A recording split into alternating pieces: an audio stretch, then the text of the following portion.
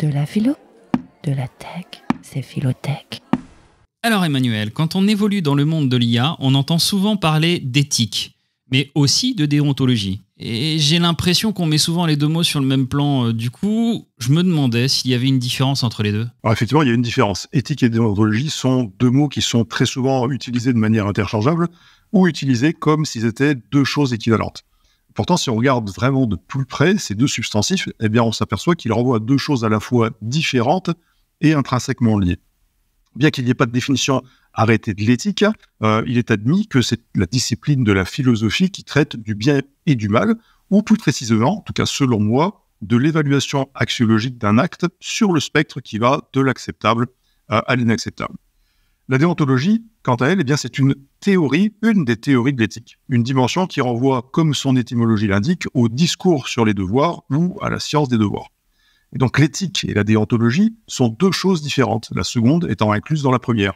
Il n'y a donc pas de pertinence à utiliser un mot pour l'autre, ni de les mettre sur le même plan. Ah, d'accord. Donc, on a la philosophie dont fait partie l'éthique, qui elle-même est inclue dans la déontologie.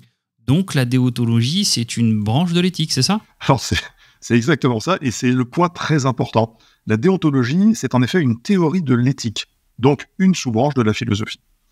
Pourtant, elle est aussi très utilisée dans le monde juridique. Les déontologues, ou les responsables de la déontologie dans les entreprises, sont d'ailleurs très rarement des philosophes ou des éthiciens, mais très majoritairement des juristes. Et c'est ce qui pose problème quand un éthicien parle avec un ou une déontologue. Les deux utilisent le même mot, mais ils n'en ont pas la même compréhension. Alors pour comprendre ça, il faut faire un petit passage par l'histoire.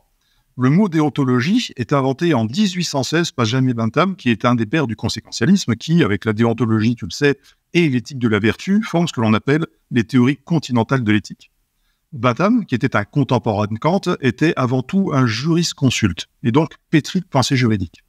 Quand il crée le terme, il en donne une définition assez sommaire, ce qu'on appelle une définition nominale. La déontologie, selon Bentham, eh bien, c'est une division de l'éthique, également appelée éthique dicastique, qui a pour objet, je le cite, d'indiquer si telle ou telle action doit ou ne doit pas être faite. En l'occurrence, comme l'affirme Bentham, eh bien, la déontologie, elle cherche à influer sur la volonté. Donc, ce qu'on constate, c'est un tropisme juridique très marqué et une conception de la déontologie très top-down, pour dire ça en anglais. Les règles, en fait, sont établies par une autorité légitime et doivent être suivies. On doit s'y conformer. Oh là là, d'accord. Donc, tout ça, ça sonne un peu comme un combat entre la philosophie et les juristes, c'est ça, non ?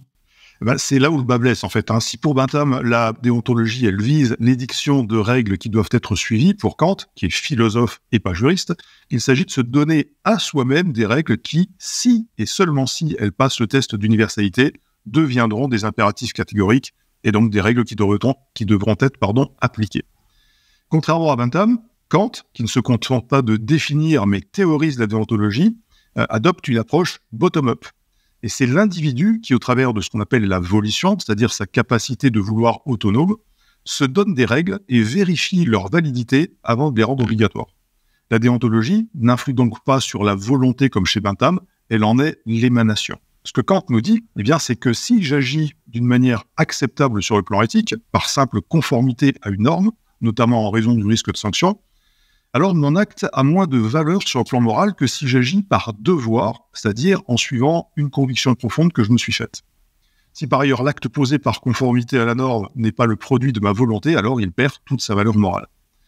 Le problème au final ne réside pas dans la légitimité ou l'illégitimité de l'une ou l'autre des deux approches, mais dans la difficulté d'articuler une approche juridique et une approche philosophique de la déontologie. Si le signifiant, c'est-à-dire le mot déontologie, est commun aux deux approches, c'est signifié, c'est-à-dire leur sens, diffère grandement. Selon moi, la difficulté avec l'approche juridique par la conformité, eh bien, c'est qu'elle est rapidement, ou en tout cas elle peut rapidement se transformer en conformisme et devenir un frein à l'esprit critique. French Tech, esprit critique pour Tech Éthique.